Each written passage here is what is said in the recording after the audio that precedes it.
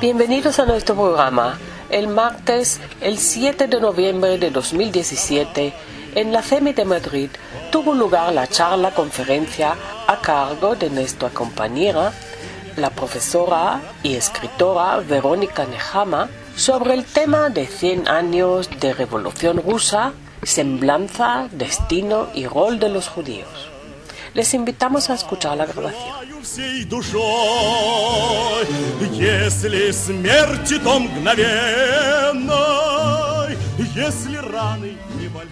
Muchas gracias. Ahora vamos a pasar a la conferencia de nuestra compañera vicepresidenta Verónica Nehama de INDEA, que todo el mundo conoce. Verónica, a ti. Y hablo mejor sin micro, con micro me decís. Casualmente, justo hoy es el aniversario de la Revolución Rusa, justamente hoy, porque aunque se llama la Revolución de Octubre, el calendario ruso tiene un desfase respecto al gregoriano y realmente es hoy, 7 de noviembre, cuando Lenin toma el poder en Rusia y oficialmente se declara la Revolución. Quería deciros que antes de preparar una conferencia tenéis que meter en muchísimas páginas.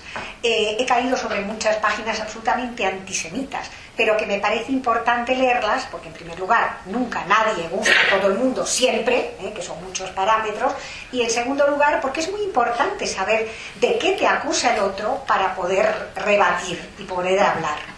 Y ahora quiero que os defendáis, porque el vivir en un entorno securizante donde todo el mundo te felicita, te habla, te dice que las cosas están bien, tú no tienes argumentos para defenderte. Tú solo tienes argumentos para defenderte cuando los has procesado, los has organizado y eres capaz de devolverlos al otro. Y todavía lo recuerdan, porque fue una de las primeras veces que les obligué a pensar como piensa el otro, ponerte en sus zapatos para poder contestar. Entonces, bueno, la Revolución Rusa, 1917, se enmarca indudablemente en una etapa muy convulsa y hay siempre recordar que contextualizar los hechos antes de hablar de ellos. Se enmarca en la Primera Guerra Mundial, la que se llamó la Gran Guerra, la última de las últimas, que no lo fue, a los 20 años ya hubo otra, y es un imperio muy vasto, no tan autoritario como lo fue, porque los zares de Rusia eran un sistema feudal con muchísimo poder, pero no olvidemos que en 1905 ocurre lo que llaman la primera revolución rusa fallida, que no tiene una continuidad porque deja en el gobierno para limitar el poder del zar la Duma. Es un país inmenso, con un clima tremendo, con mucha miseria, con siervos, con muchísimas etnias, y una de ellas son los judíos, que por alguna razón, que ya sé que es la eterna pregunta, nunca han sido aceptados, pero veréis que precisamente para ellos la revolución les va a abrir como una ventana de luz, porque van a creer que por primera vez ellos van a ser partícipes de esos ideales igualitarios que preconiza la revolución. Entonces, Rusia entra en la Primera Guerra Mundial junto. Aquí tenéis el escenario. Los contendientes enfrentados son, de una parte, lo que van a llamar la Triple Entente, que es Gran Bretaña, Francia y el Imperio Ruso. En la Primera Guerra Mundial, de entrada, él se pone del lado de los países, digamos, que consideramos amigos. Y del otro está Alemania, el Imperio Austrohúngaro, que era inmenso, y el Imperio Turco-Otomano, que ya le llamaban el hombre enfermo de Europa. Un monstruo muy grande. En esa época de la Primera Guerra Mundial, Rusia ya está acuciada por esa crisis. No olvidemos que Rusia desde 1905 tiene una guerra civil, un zar con poderes limitados, un zar que además no le gusta ser jefe de Estado, que está casado con una alemana a quien los rusos no aman mucho, y es tan como muy dolido porque su único heredero, su único hijo, el zarevich, tiene hemofilia. Como sabéis, esos matrimonios consanguíneos, esos endogámicos que había los de la realeza para conservar el poder, acabaron con muchas dinastías. Los Austrias, con Carlos II el hechizado, que era tarado, completamente impotente. Bueno, pues el zar Nicolás había transmitido, realmente era ella, había transmitido a su hijo el zarevich una enfermedad que era la hemofilia, y tenían en palacio a un monje loco iluminado que era el famoso Rasputín, que le había prometido que lo iba a curar. Rusia se mete en la guerra, pero acuciada por su guerra civil, lo que desea realmente es salirse de la guerra.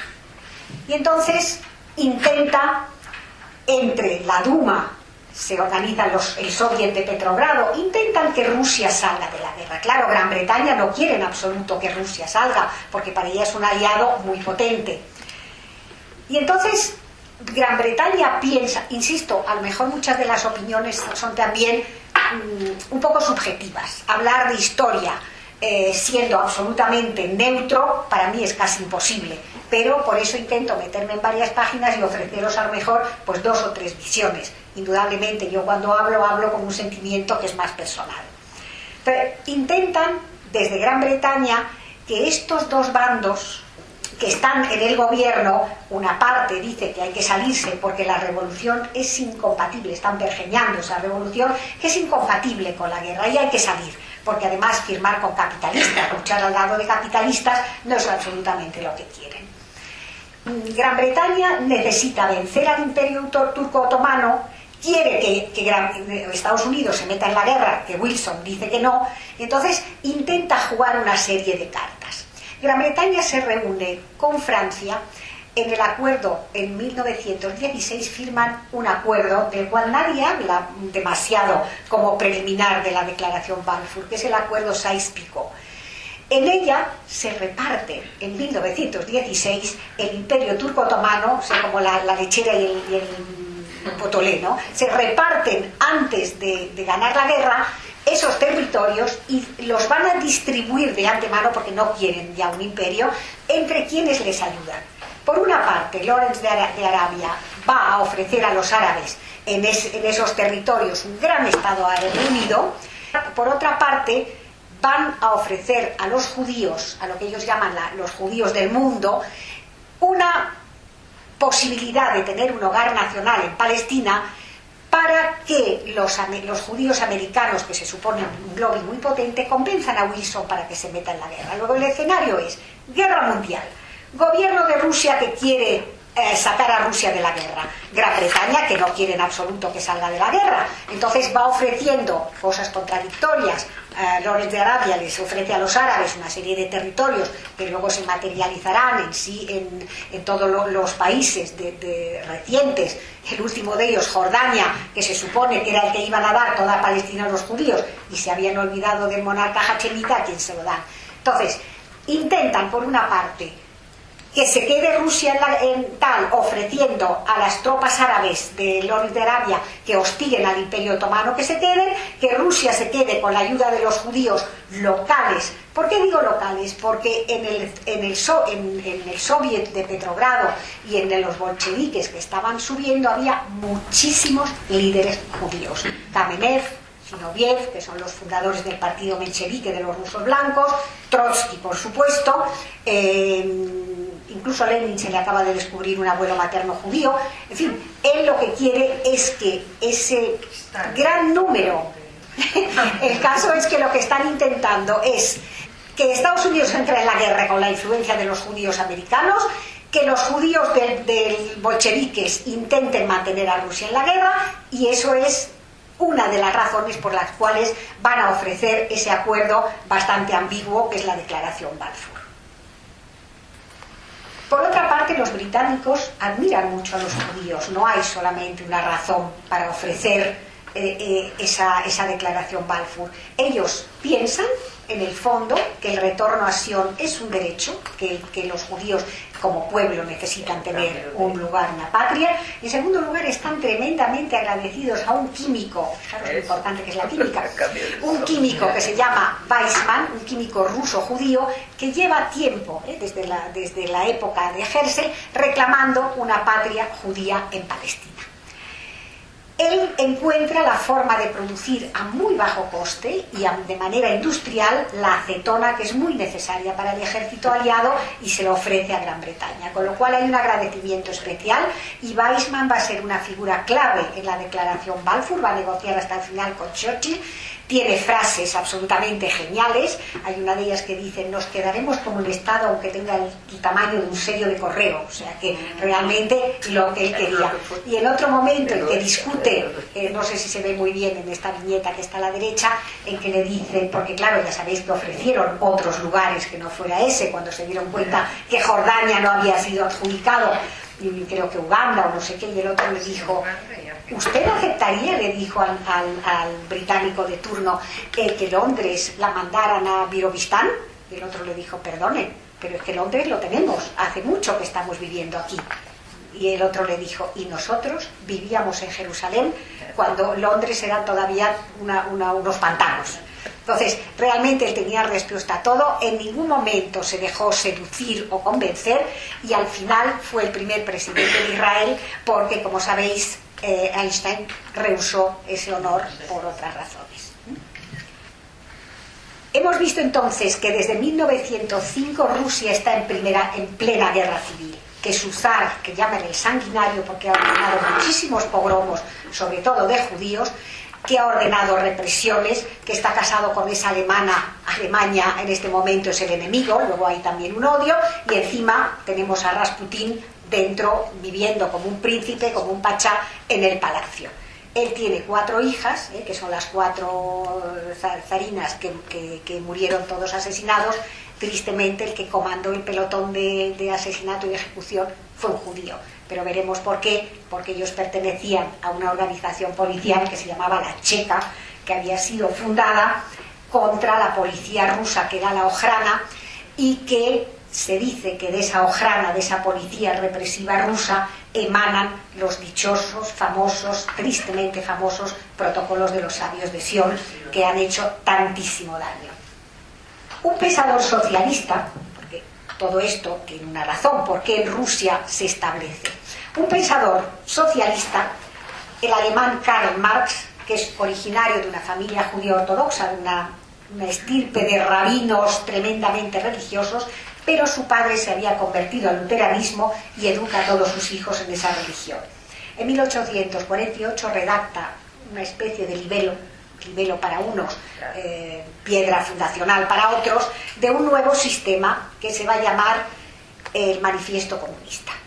Él lo hace en 1848, que es una época, no olvidéis, Einstein, Freud, Marx, unos cuantos que han influenciado un poco todas las áreas de pensamiento, filosófico, científico, la psicología, y todo se eleva a rango de ciencia. Marx ya no es el utópico, el socialista utópico. Él intenta hacer un socialismo mucho más científico, porque la ciencia es lo que más vende, pero sobre todo hace un inmenso estudio que es el Capital, donde intenta sentar las bases económicas de los cambios de sistema. Es verdad que el dinero, ya sabemos, es la base de muchas cosas. Marx no lo hace solo. No olvidemos que el socialismo que desarrolla, que está basado en un profundo estudio del capitalismo, pero desde una perspectiva económica, va a revelar todas las injusticias de un sistema, como todos las tienen, y que durante muchos años la humanidad entera vivirá bajo regímenes que están inspirados en esa doctrina. La mitad de la humanidad vivirá bajo el socialismo en un momento dado. Le ayuda Federico Engels, es un calvinista alemán. Ellos preconizan una toma violenta de poder por las masas oprimidas, las masas explotadas, las que él considera que están explotadas porque no detienen los medios de producción, los detienen otros que no hacen nada, y el único valor es el trabajo humano. Los otros no hacen nada, detienen los medios de producción, los venden muy caros a gente muy oprimida, no hay derecho de huelga, y no olvidemos que el campesino, por lo menos, si tiene hambre, cultiva unas lechugas y tiene para comer. El obrero de la ciudad, que es la nueva clase que va a surgir, y para quien Marx escribe realmente su manifiesto comunista, son los obreros. Él no piensa en los campesinos, él piensa en esos obreros de la ciudad que han perdido la esencia de su trabajo, porque un campesino siembra, recoge, un artesano fabrica, tiene en la mano su trabajo, un obrero, y más con las nuevas técnicas, el estacanovismo y todo ese trabajo en cadena, pierde el alma de su trabajo.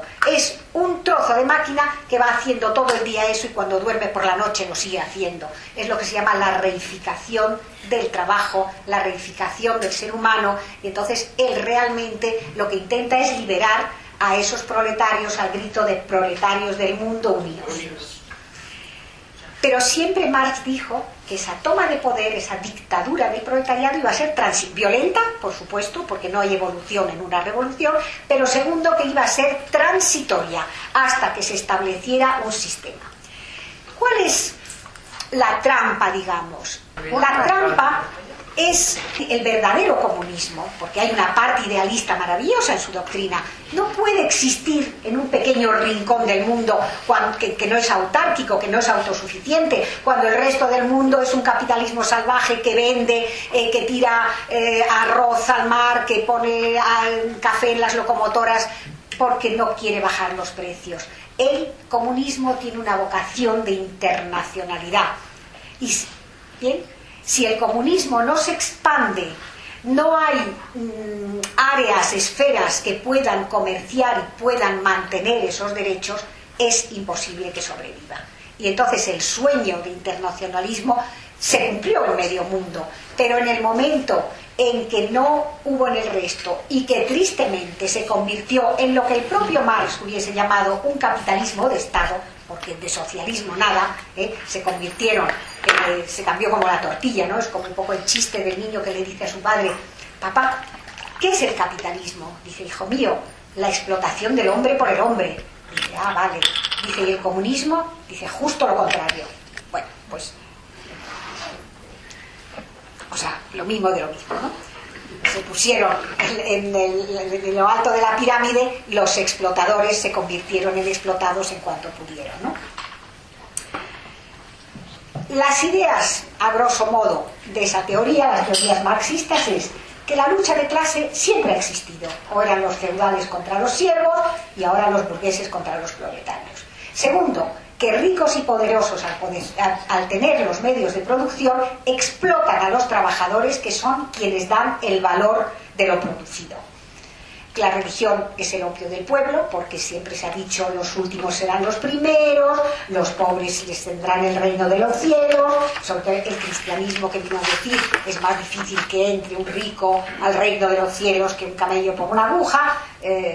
No era camello, era una soga en la traducción original. En fin, que realmente lo llama el opio del pueblo porque intenta calmar: no te preocupes, que ahora sufres en esta vida, pero en la otra vas a estar de maravilla.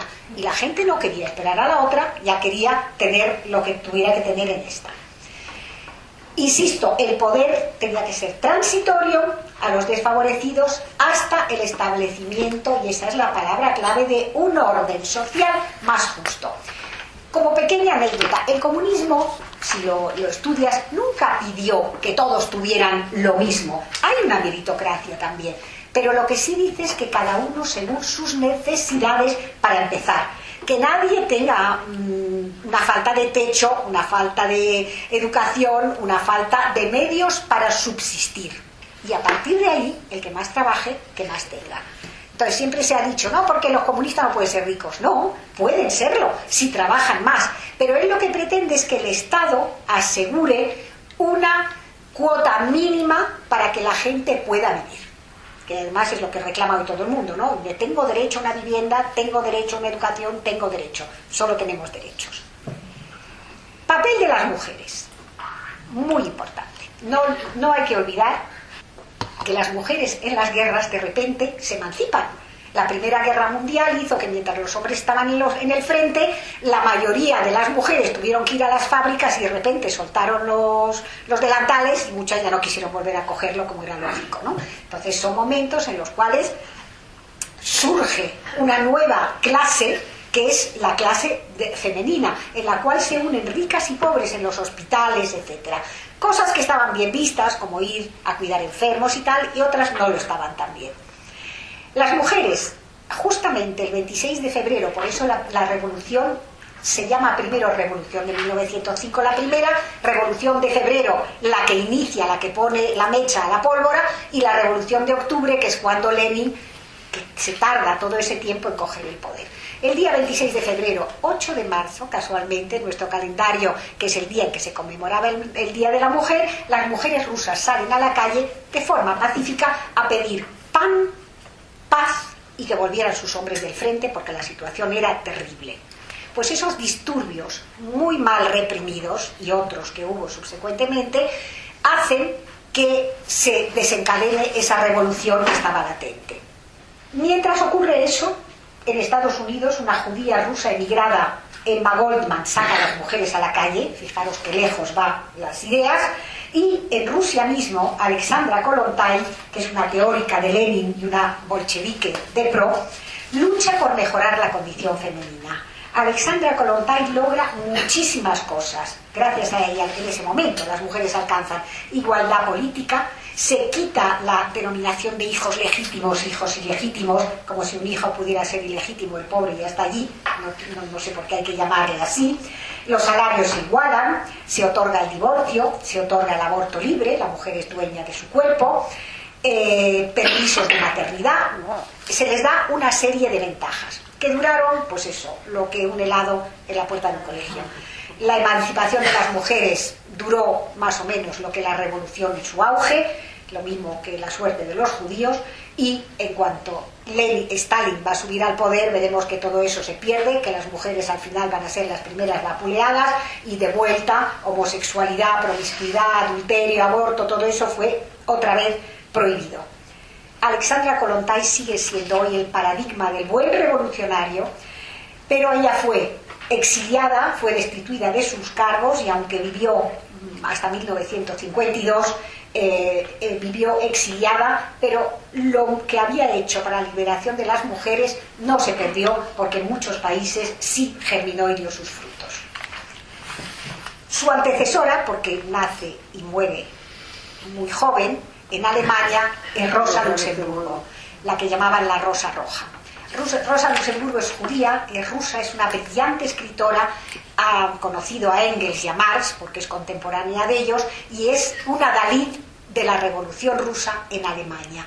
Ella, al ser rusa y ver lo que está ocurriendo en Rusia, quiere que ocurra en Alemania y funda un partido que se llama los Espartaquistas, que realmente se opone a la guerra, puesto que hemos dicho que la guerra no era revolucionaria. También tiene unas frases absolutamente demoledoras e increíbles, o sea, hay que leer las obras de Rosa Luxemburgo para entender su pensamiento profundo. Es una idealista que trabaja mucho con un tal Karl Liebknecht, y Rosa Luxemburgo con ese partido hace una especie de revolución en un momento dado en Alemania, en la cual desestabiliza mucho al gobierno y además es pacifista, lo mismo que los pacifistas de Rusia, ella lo es en Alemania. No olvidemos ese detalle, porque cuando Alemania va a perder la guerra, va a decir que ha sido debido a una quinta columna hecha por judíos, porque los espartaquistas y Rosa Luxemburgo, muchos de ellos eran judíos, que habían desmotivado al pueblo alemán de luchar.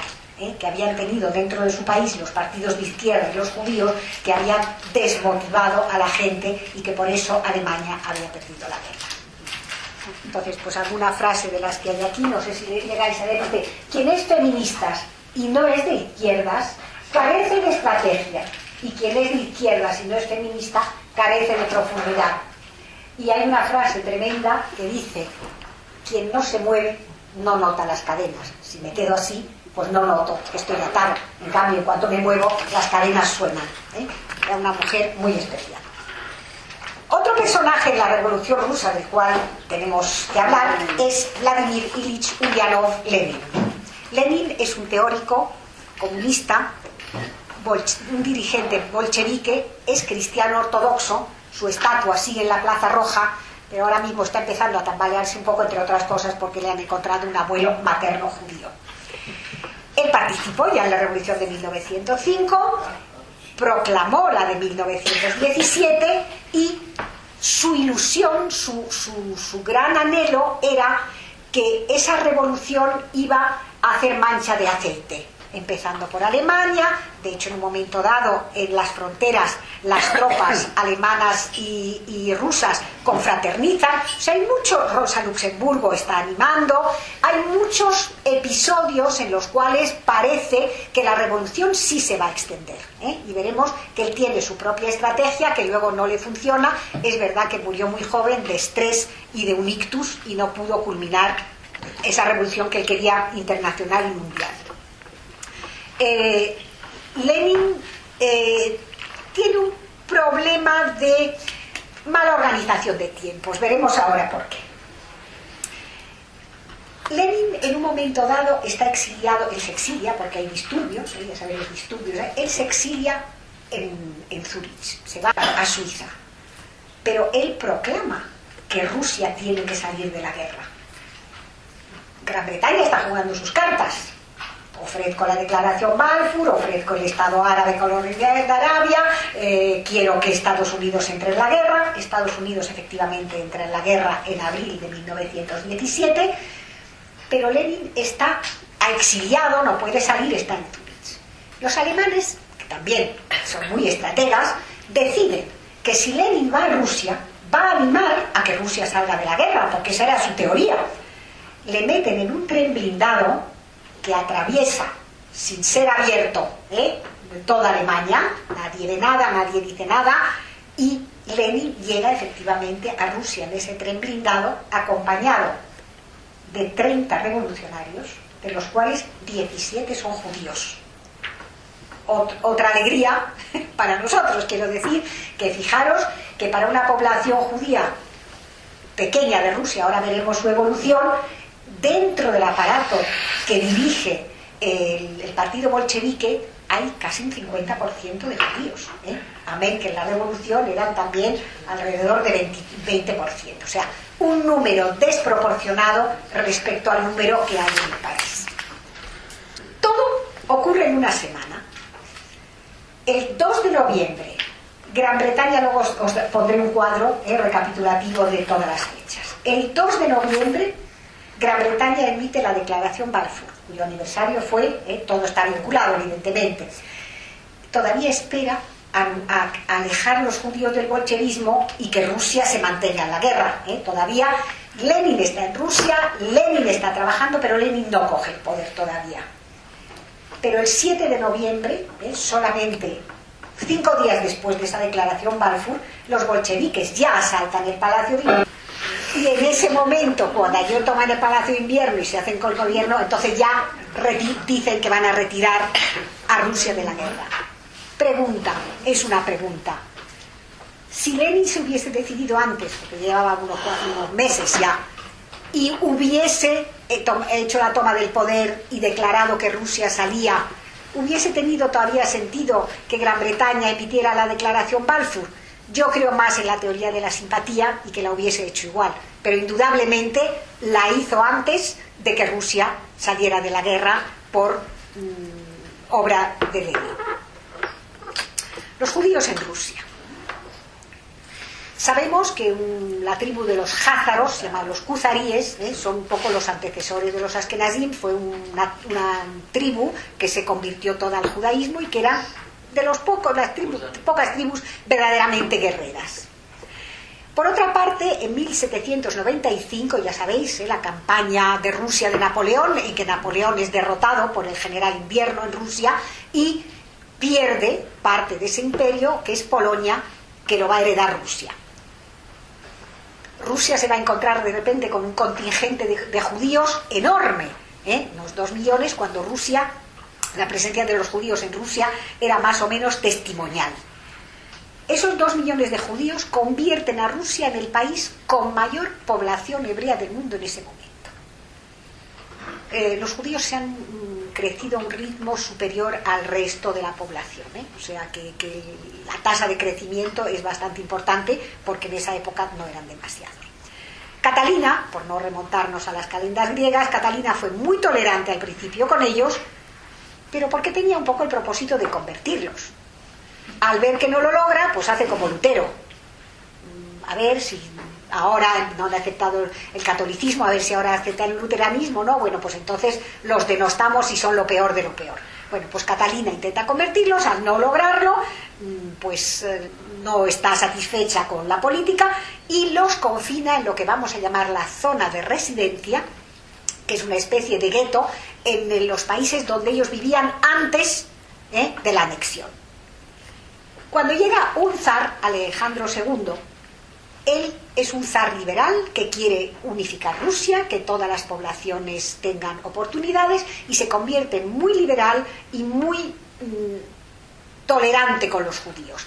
Los saca muchos de los shetet, los lleva a universidades, les permite estudiar, con un permiso de residencia podían vivir en cualquier ciudad, y a raíz de esas reformas nacen allí en San Petersburgo, que en ese momento es la capital del imperio, San Petersburgo, que luego será Leningrado, luego será Petrogrado, luego será Leningrado, y me parece que hoy vuelve a llamarse San Petersburgo. Sí, sí.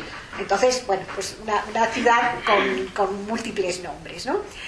En esa capital del imperio, en 1880, lo digo porque es muy importante, nace la OGT que todos conocéis, que acaba de hacer, de la cual vino Mario cuando yo le cogí en el colegio porque la OGT nos ayudaba. La OGT es una inmensa y maravillosa fundación para educar. En el principio era una organización de capacitación para no tanto un nivel universitario, sino nivel obreros especializados, que hizo muchísimo bien en el mundo, que nació en Rusia y en Francia también tiene muchísimo éxito y muchísima difusión.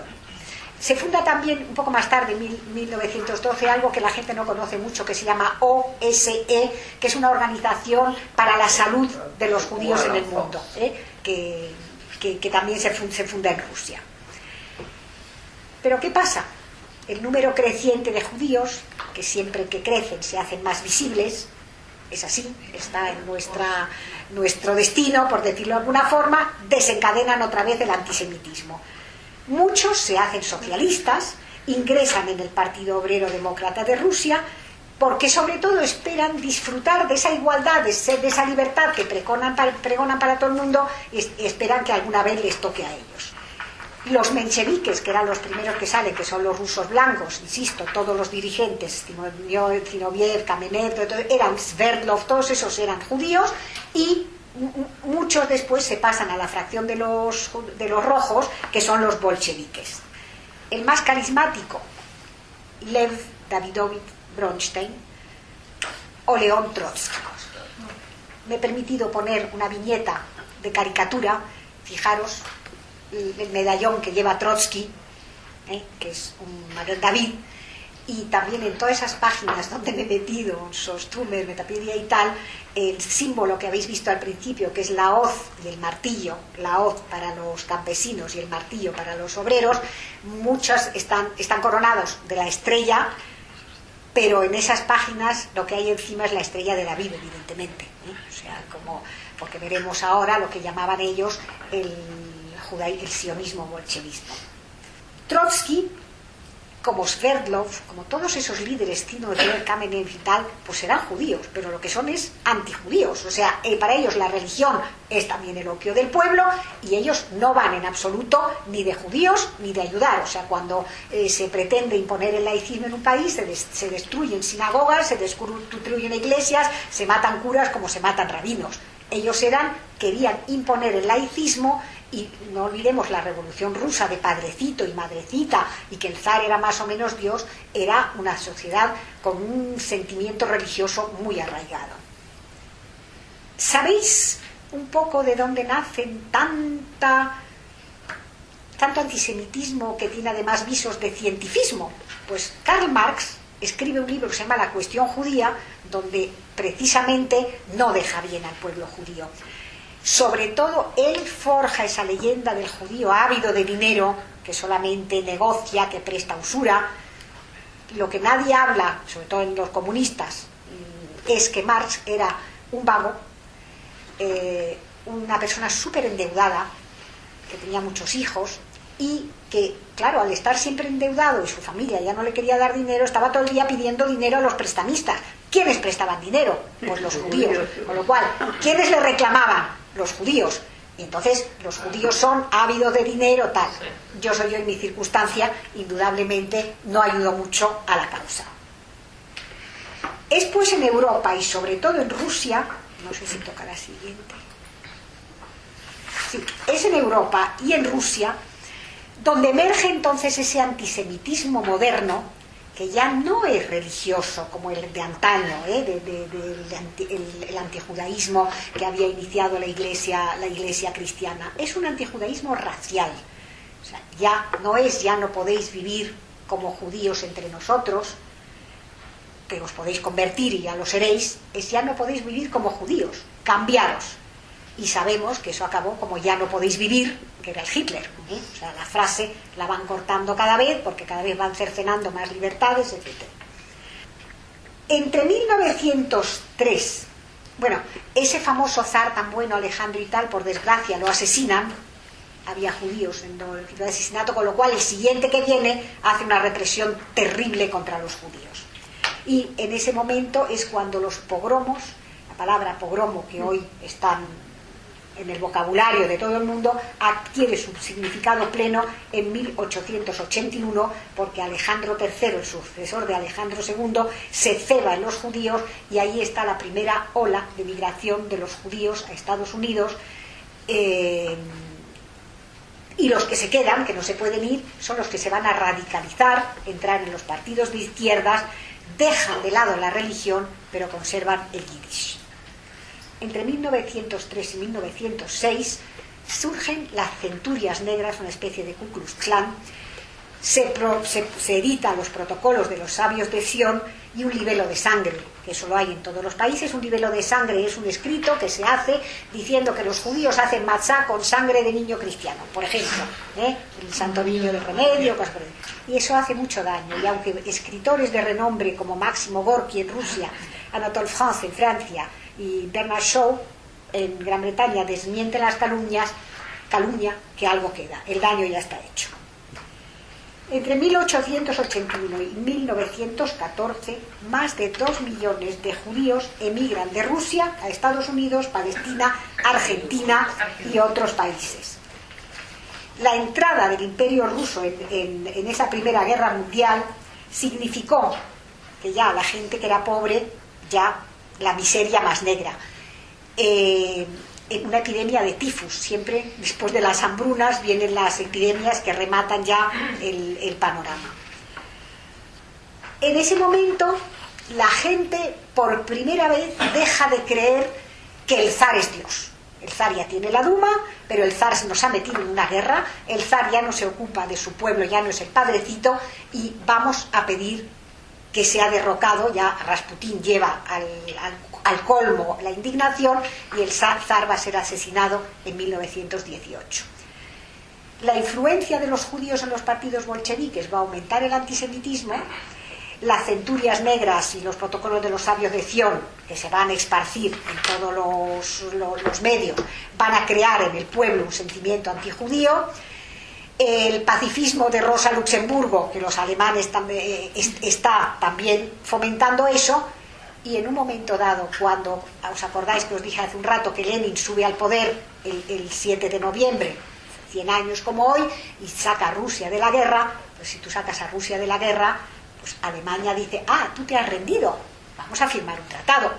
El desastroso tratado de Brest-Litovsk, que Trotsky firma, porque no tiene más remedio, Trotsky no estaba muy por firmar, pero es un tratado en el cual Rusia va a perder 1/3 de su territorio, y además se va a encontrar con unas condiciones tan humillantes en la derrota, que ahora veremos todo lo que le piden. Un pequeño paréntesis para mostraros cómo se hace esta horrible paz de Brest-Litovsk. Trotsky se tiene que ir a negociar, pero tiene dos facciones en su propio partido bolchevique. Por un lado está Bukharin diciendo: tenemos que hacer que las negociaciones se dilaten para fortalecer el ejército rojo y poder ganar la guerra. No podemos retirarnos de la guerra así, vamos a hacer una especie de engaño. Y está Lenin, que dice: no, queremos la paz a cualquier precio, no me importa que dilates, pero nosotros tenemos que salir de la guerra. ¿Que hay que ceder territorio? No te preocupes, la revolución se va a extender por el mundo, los alemanes ya están maduros y nos van a devolver todo lo que nos han quitado. Entonces, en ese escenario en que Trotsky intenta negociar, cuando le dan el ultimátum, que es el 10 de febrero de 1978, él muy indignado se levanta, pero el ultimátum significaba que reanudamos dentro de una semana las hostilidades. Cuando él se levanta, el 10 de febrero, el 18, Alemania ataca el frente ruso. Con las palabras de Lenin, los rusos desertan en masa y los alemanes avanzan tranquilamente a lo largo de todo el frente ruso. Con lo cual Lenin urge a Trotsky de poner fin a esto. Muchos judíos se van a San Petersburgo y a Moscú, pero muchos se van al sur. ¿Os acordáis el sur, esa zona que era la antigua Polonia? Van a pasar a manos de Alemania. Con lo cual, cuando los nazis van a invadir, pues van a ser, porque en esa Segunda Guerra Rusia no estaba del lado de Alemania. Bueno, al principio sí, pero después no. Pero ahora mismo los judíos están bajo su jurisdicción. Lituania, Letonia, en fin, todo eso se perdió. La derrota final alemana, es verdad que anuló este tratado absolutamente incongruente de Brest-Litov, pero los años de guerra civil en Rusia arrojaron mayor número de pogromos y de agresiones a judíos, causaron más de 100.000 víctimas y más de 120.000 violaciones. Esa filosofía de Karl Marx, materializada por primera vez en Rusia, erradicaba la religión, con lo cual los judíos entraron en ese juego, y eran creencias que consideraban alienantes, pero si se persiguió el hebreo, no se persiguió el yiddish. Y hay algo muy curioso. En un momento dado en que se habla de esa patria en Palestina, los rusos no quieren a los judíos, pero como saben que son valiosos, porque eran muy buenos espías, eran políglotas, viajaban, estaban con las comunidades extranjeras, ahora os elencaré un poquito todo lo que hacían los judíos, dicen, quieren una patria, y se van a ir. No, les vamos a ofrecer una patria en Rusia. Y surge lo que van a llamar, el famoso centro de Birobidzhan, que es un centro que van a llamar la Palestina judía, para retenerlos y darles ahí. Porque en el comité también hay tantos judíos que hacen una sección de asuntos judíos. El término peyorativo judeo-bolchevismo se refiere a esas teorías conspirativas. El judeo-bolchevismo es un término peyorativo de teorías conspiranoicas que el bolchevismo fue acuñado y hecho un poco por los judíos. Verdad que había muchos, pero muchos eran dirigentes, pero muchos también obedecían órdenes. Se emplea para denigrar no solo a los judíos, también a los comunistas. Hay muchos autores neutrales, como Alexander Solzhenitsyn, que era un gran antisemita, el que ganó el premio Nobel por el archipiélago Gulag, que señala de forma negativa la presencia judía, otros de forma más neutral. Y sí también os quería decir que en Estados Unidos, que estaba también en la guerra, Henry Ford fue uno de los peores antisemitas que existió. Él escribe un libro que se llama El Judío Internacional, que es una de las fuentes en las cuales bebe Hitler. Que él era, además, muy poderoso y fue bastante anterior su libro recogido sobre los protocolos de los sabios de Sion. Cuando Lenin llega a Rusia y hay entonces desde 1975 una juventud judía universitaria que vive con permisos en San Petersburgo, en Moscú, en Odessa, en Kiev, en Minsk y hasta en Vladivostok. Los judíos ya habían participado en la revolución de 1905, son todos partidarios de Trotsky y tienen un entusiasmo absolutamente desbordante que Lenin no ve en muchos rusos. Por eso Lenin no se fía de la antigua policía, esa famosa Ojrana de donde salen los protocolos de los sabios de Sion. Lenin funda una policía que llama la Checa, una policía tremendamente represiva y durísima, como después el KGB y todo eso, que se dedicaba a buscar disidentes, porque lo mismo que era pecado ser zarista o ser religioso, bueno, el que se desviara de las directrices coercitivas del Partido Comunista. O sea, los partidos comunistas se convirtieron en los nuevos zares en todos los países. No podías hacer nada, estabas espiado, tenías los disidentes, o sea, los dos insultos más grandes para los comunistas eran que te llamaban pequeño burgués o que te llamaran disidente. Si eras pequeño burgués es que tenías una moral o que creías en la religión o en el matrimonio, etcétera, etcétera, y si eras disidente es que te desviabas de la línea del partido, de la revolución, de perseguir una serie de ideas y tal. O sea, peores que los dictadores. Por eso se llamó capitalismo de Estado. Esa checa, que llega a tener muchos chequistas, eran muy violentos, y en ellos, por ejemplo, por dar dos nombres, porque todos cometieron errores, una tal Rosa Schwarz, feroz asesina judía, y Moses Salomonovich, era el jefe de la checa en Petrogrado, tienen a su activo muchos asesinatos de nobles que eran considerados enemigos de la revolución. En el Politburó que Vladimir Lenin creó, que era el máximo órgano ejecutivo, había, como os dije antes, muchos judíos. Zinoviev y Kamenev, que habían fundado el partido menchevique, Trotsky, Bukharin. En proporción al porcentaje de judíos del país, insisto, es muy significativo el número que había en los órganos de gobierno.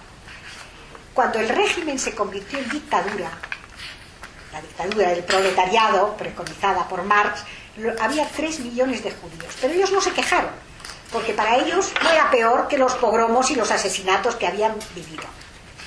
Pero cuando Lenin muere en 1924 de un ictus cerebral, o sea, apenas 7 años después de iniciada la revolución, Stalin, que está en el Politburó con todos esos judíos, los elimina a todos, a Kamenev, a Zinoviev, a todos. A Trotsky no lo puede eliminar porque tiene mucho peso específico, pero Trotsky se enfrenta a él, lo exilia a México y, como todos sabéis, lo asesina con un piolet, Ramón Mercader, un español, en casa de Frida Kahlo y Diego Rivera, cuando él era amante de Frida Kahlo, entre otras cosas, ¿no?, con su mujer allí. O sea que tampoco era un señor puro en todos los sentidos. Hitler afirmaba que los judíos mandaban en la Unión Soviética. Es una tendenciosa falacia, porque aunque muchos estaban allí, pero al final no pudieron ni siquiera salvarse a sí mismos. Ciertamente hubo muchos judíos en la Revolución Rusa, y Lenin los estimaba, mientras Stalin los despreciaba y los odiaba. Pero ellos en general obedecían órdenes, como os hablé antes del judío Yankel Yurovsky, quien comandó la tropa que masacró a la familia imperial Romanov. Hoy se han desclasificado muchos papeles, por eso se sabe que Lenin estaba perfectamente al corriente y que el Politburó firmó la orden, aunque quisieron decir que fue una revuelta que no pudieron atajar.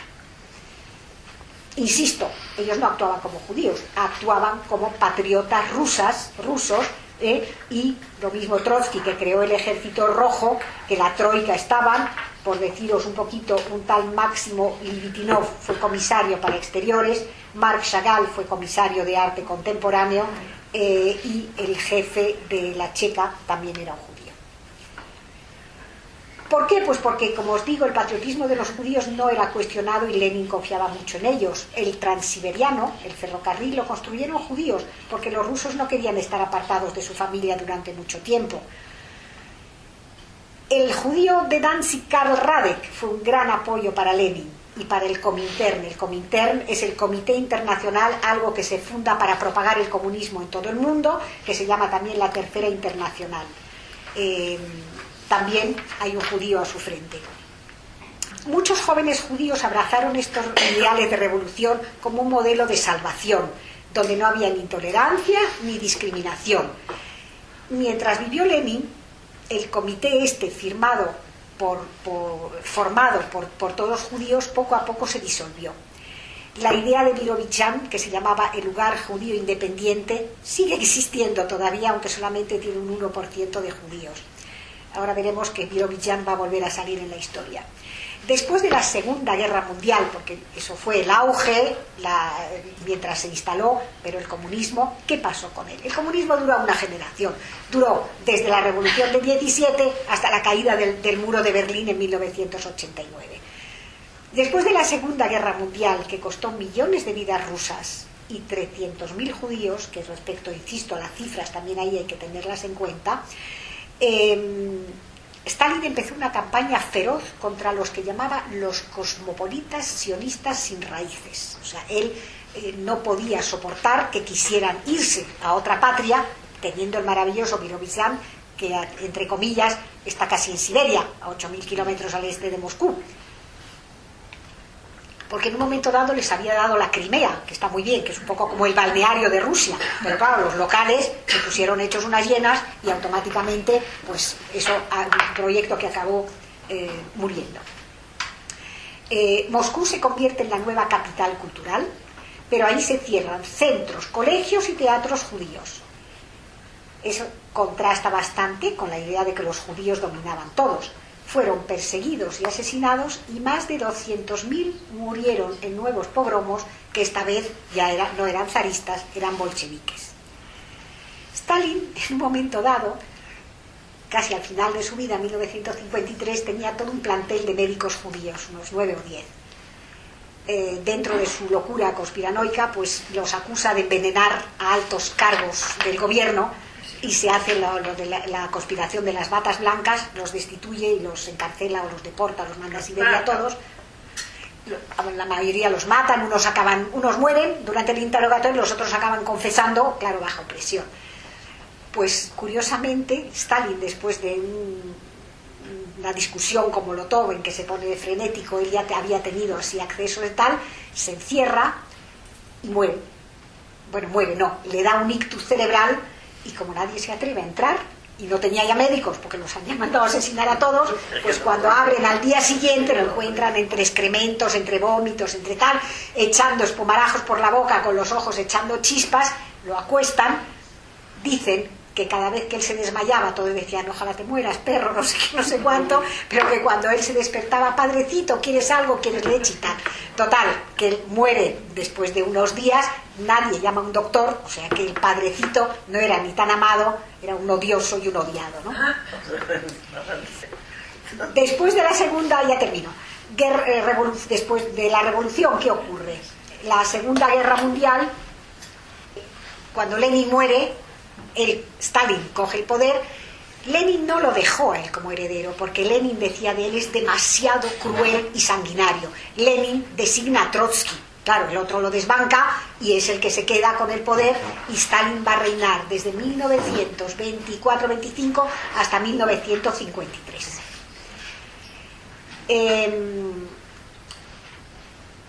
Después de la revolución, la Segunda Guerra Mundial supuso nuevas masacres judías por las autoridades soviéticas. En Polonia se los entregaron todos a Hitler, que entonces, en ese momento, era aliado de la Unión Soviética. Decenas de familias judías que huían de los alemanes fueron bloqueados en la frontera entre los dos países, salían realmente de lo que había sido de su hogar, Rusia. Ellos por tratados que sabían si ahora eran polacos o alemanes. No los dejaron entrar y murieron de hambre y de frío en medio de las alambradas, e incluso algunos tiroteados por francotiradores rusos. Cuando estalla en 1941 la Guerra del Este, ya sabéis que Rusia primero se alía, hace un pacto de no agresión con Hitler, y después cuando Hitler dice uy, está todo tranquilo por ahí, voy a atacar Rusia, que Hitler los traiciona, es cuando ellos se pasan al bando de los aliados, pero nunca fueron filosemitas. Al estallar esa guerra de 1941, los judíos sufren un auténtico infierno, tanto por parte de los alemanes como de los rusos, que al evacuar algunas ciudades ante el avance alemán directamente los fusilaban, porque no querían que se pasaran al otro bando. En este contexto se funda en Moscú el Comité Antifascista Judeo-Soviético, dirigido por Salomón Mijoels, para defender los judíos de la URSS de los alemanes. En un momento dado también se funda el Joint. El Joint, por ejemplo, a nosotros nos ayudó a salir de Egipto, porque era un poco para ayudar a los judíos europeos a emigrar, y después la Sochnut ayudó a los judíos de los países árabes. Los soviéticos, después de la traición alemana y su ingreso en las filas aliadas, invaden Europa Oriental. Cuando entran en los campos de concentración, los grandes libertadores mataron a muchos presos judíos, violaron a muchísimas mujeres hebreas, y esto ocurrió hasta en Auschwitz, donde para los judíos era un cambio de un invasor por otro.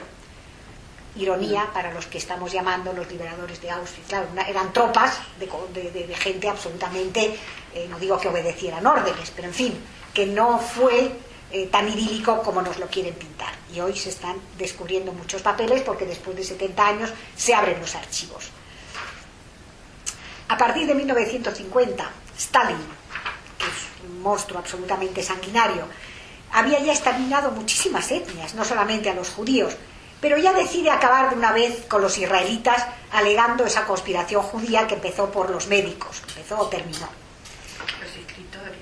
Claro, él prohibió hablar del holocausto, decía que las víctimas, que no habían sido judíos, que tampoco eran tantos, que habían muerto mucho más rusos, efectivamente, durante la época de Stalin. Fijaros si hay pocas estadísticas que se habla de muertos entre 10 millones y 50. O sea, como si pudieran evaporarse en el éter 40 millones de seres humanos, ¿no? Pero las cifras están más cercas a los 50, murió muchos más judíos, murieron judíos y de todas las etnias durante la época stalinista que durante la Segunda Guerra Mundial, que ya eran 20, se habla de 50 millones de muertos también. Todos los judíos van a ser deportados. Periodistas, escritores, músicos, pintores, poetas, es una época negra, se los despide de los oficios de responsabilidad, no se les deja acceder a ellos, se forja la falacia de una conspiración judía, como el contubernio judío-masónico, siempre estamos haciendo conspiraciones para derrocar a todo el mundo, se les expulsa en 1952 del Partido Comunista que ellos habían ayudado a fundar, y se les encarcela y deporta. Ni siquiera se salvaron las mujeres, que iban exactamente igual a Siberia, o eran fusiladas. Según algunos historiadores, esto lo he mirado, en unos visto que sí, en otros he visto que no está muy... Pero bueno, lo acabaremos sabiendo. Se dice que en 1953 Stalin planea la deportación de todos los judíos que están en Rusia y los va a mandar ¿a dónde? A la linda patria judía que les ha organizado en Birovistán. Organiza todo un plan y se trata de 1 millón de personas. Increíblemente, milagro de Purim, el 5 de marzo de 1953 le ocurre el accidente cerebrovascular y muere, con lo cual eso se queda en agua de borrajas. Hoy, Putin, que está en Rusia, ha abierto una nueva era, mucho más tolerante, mucho más liberal. Él intenta que los judíos se encuentren mejor, ha hecho incluso un plan de tolerancia. Él procede del mundo del espionaje, Putin, y de hecho se va a representar a las elecciones. Sigue habiendo, sí, se va a representar, sigue existiendo la Duma. Hay un partido comunista ruso, pero tiene creo que 1.600.000, que en Rusia es irrelevante, miembros. Hoy hay rusos, no millonarios, sino archimegamin, en el cual está Roman Abramovich. Entonces, hoy, en 1989 se devolvieron muchas propiedades decomisadas a judíos rusos y hay una era de tolerancia. Se dice que ya, pero tiene más miedo a los musulmanes que a los judíos. Entonces, ya que hay que pactar con unos, más o menos eligen.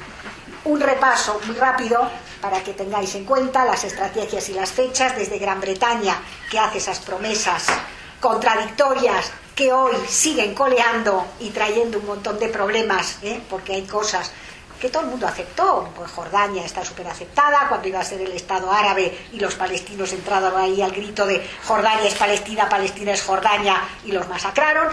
Y el único que sigue la cuestión no resuelta parece ser Israel, que es muy grande, muy poderoso y muy fuerte.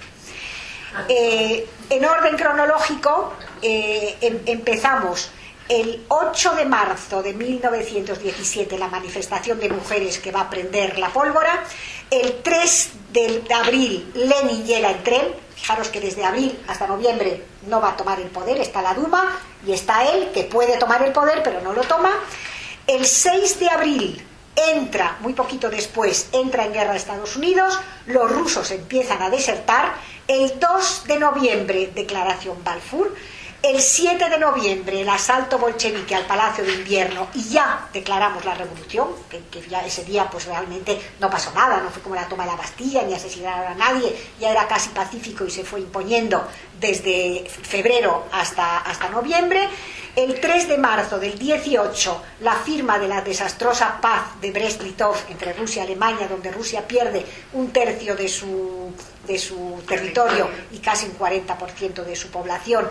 Desgraciadamente para los judíos acaban en la parte de la zona Polonia que iba a caer en manos de los alemanes, todo eso en una atmósfera donde Henry Ford, el antisemita, Stalin, que odia a los judíos, y al final todo lo que Stalin dijo cuadró, porque el pueblo ruso era bastante antisemita también. El 11 del 11 de 1918 se firma el armisticio y el humillante Tratado de Versalles para los alemanes, que dicen que esa reivindicación Alemania súper frustrada por el tratado, por las condiciones férreas y tiene que echar la culpa a alguien. La quinta, no hemos perdido la guerra, es que teníamos dentro del país una quinta columna que hizo que nosotros no tuviéramos ese afán de luchar y que boicoteó, saboteó desde dentro nuestro propio ejército. El 21 de enero de 1924 muere Lenin de estrés y de un ictus cerebral. Stalin se apodera del poder, se apodera del gobierno, y todo lo que habían ganado acaba incluso en 1952 echando a los judíos del propio partido que fundaron, y hasta la muerte de Stalin fue una época tremenda, donde se dice que murieron durante su régimen más judíos que en el Holocausto. Así que muchas gracias.